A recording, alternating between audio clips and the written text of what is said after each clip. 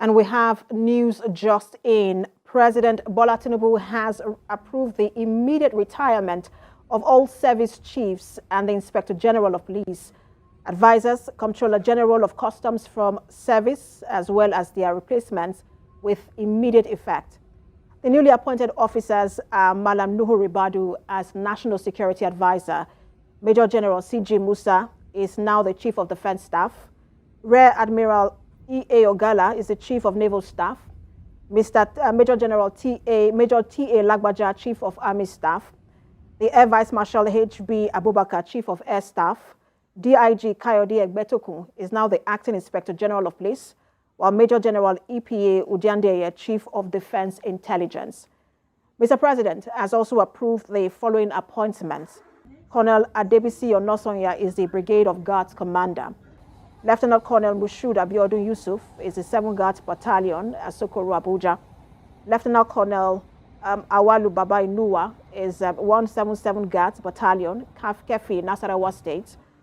The Lieutenant Colonel Mohammed J. Abdulkarim is 102 Guards Battalion, Suleja, Niger. Lieutenant Colonel Olumide A. Akingbesote is 176 Guard Battalion, Gwagwalada, Abuja. Similarly, the President has approved the appointment of other military officers in the presidential villa as follows. Major Isa Farouk Audu is the Commanding Officer, State House Artillery. Captain Kazim Olalekon Sumonu is Second in Command, State House Artillery.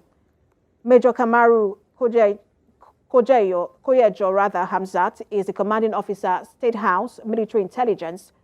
Major T.S. Adeola is Commanding Officer, State House Armament. And Lieutenant Aminu, Second in Command, State House Armament. I will bring you more details on that story as we get them. But what we know now is that President Bola Tinubu has approved the immediate retirement of all service chiefs and the Inspector General of Police. He has also appointed new advisors, service chiefs, and other heads of intelligence agencies. Let's get back to that breaking news of the last 10 minutes or so, where President Bola Ahmed Tinubu has approved the immediate retirement of all service chiefs and the Inspector General of Police, advisors, Comptroller General of Customs from service, as well as their replacements with immediate effect. The newly appointed, there was also the announcement, rather, of the newly appointed officers. But let's bring in a security expert and the CEO of Beacon Consulting Limited, Dr. Kabiru Adamu. Good to have you join us. Once again, we have seen yet another step in the institutional shakeup, as it were, by President Bola Tinubu, this time in the security sector. Does this particular move surprise you? Did you see this coming? Frankly, no. It's traditional when, head of states take command and settle into office to make changes. I'm only very impressed with the speed with which these changes are being made. Looking at the caliber of persons too that have been appointed, I think it's extremely impressive, and it gives an indication that the president means business. He has indicated clearly that security will be one of the primary focus of his government. And so, both in terms of addressing security itself, as well as the other associated elements that result in security challenges, which is the economy. I think so far we've seen some very impressive and bold decisions by President Tinubu. The usual expectation from people, especially for security, is that the present security chiefs, service chiefs rather, and the Inspector General of Police would stay a while in office just to help the president get his footing. This particular move, what is the implication in terms of the security situation in the country? So if you recall, one of the last acts that the immediate past president did was to sign, I think, Executive Order, if I remember well, 4, which allowed the process of transition to be now institutionalized. I participated in that process, so I know that a lot of work was done.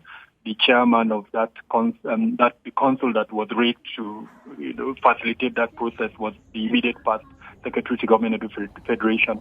Now, as part of that activity, extensive work was done to compile issues that went well in the security sector, challenges that was experienced within the security sector, and then recommendations to improve the security sector. And then, if you recall, as part of the transition program, the president was handed over the Transition Council report. So, point I'm trying to make is that the president has in his possession, all of these three major areas: what went well, what was the mistakes that was encountered, and then recommendations that will improve that. So I do not think his acting is too swift, given all of this information that is at his disposal, and then given the fact that he's desirous of changing security. Let's not forget, my consultancy released a report last week, and we showed clearly that within a space of 10 years, about 78 Nigerians were killed, and this 78,000 Nigerians were killed under the watch of some of this, security leadership. They tried their best, no doubt, but sadly, there is no way you can excuse the death of 78,000 Nigerians under their watch. So anything the president does to change that, I think is commendable. I'm just hoping that some of the recommendations that were contained in that Transition Council document, including introducing accountability, when disappointments are made, just a first step. We need to do security sector reform to ensure accountability within the security sector, so that there will be a review, periodic review, to see the performances. If at the end of 2023, we see a reduction in abductions, reduction in all the security challenges, then we commend them through a verifiable instrument, and several other recommendations that are contained in that transition document. Absolutely. But for those who are criticizing, or those who are looking at this right now, scrutinizing rather, these list new names that have been appointed, one of the things they'll be watching out for is whether they are square pegs in square holes. But I just want to look at some of these names with you. Let's start with the National Security Advisor, Malam Nuhu Ribadu. What's your thoughts on that appointment? What we know about Nuhu Ribadu was when he headed the Economic and Financial Crimes Commission. And yes, he did a lot of positive things, but there were some mistakes too that was done at that time. And we're hoping that from that period till now, he would have learned to understand that power and leadership has a lot of responsibilities. Now he's been given an opportunity to head one of the most important and influential arm of government, which is the Office of the National Security Advisor, the coordinator of national security that looks at all the 27 or